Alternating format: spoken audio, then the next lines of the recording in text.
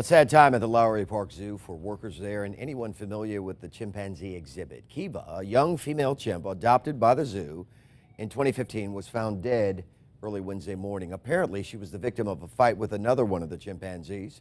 10 News reporter Eric Glasser shows you why, sadly, these things can happen. Also, what heartbroken zoo workers are doing to try to keep it from happening again.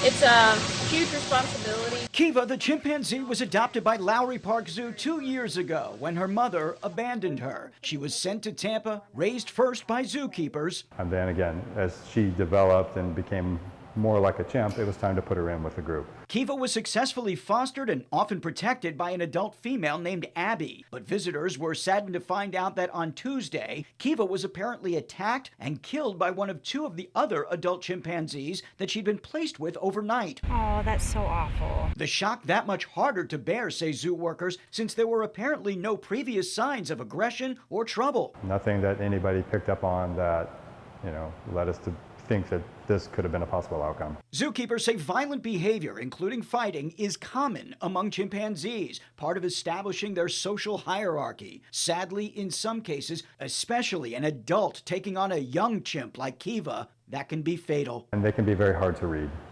They can be hugging each other and throwing kisses to each other.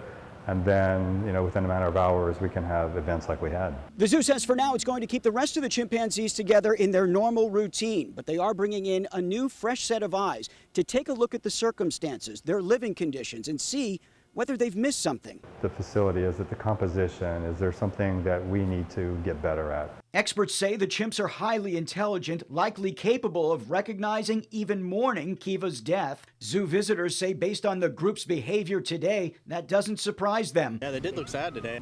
They were really making a lot of noises and the two chimps, yeah, it was the chimps. There was no video surveillance of the attack, so zookeepers are working with few clues, saddened, perplexed by the sudden loss of one of their most precious primates.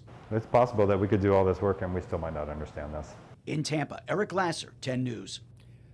Zookeepers say the two other chimps that were in the nighttime enclosure with Kiva were named Twiggy and Nick, but they're still not sure which one of those two might have been responsible.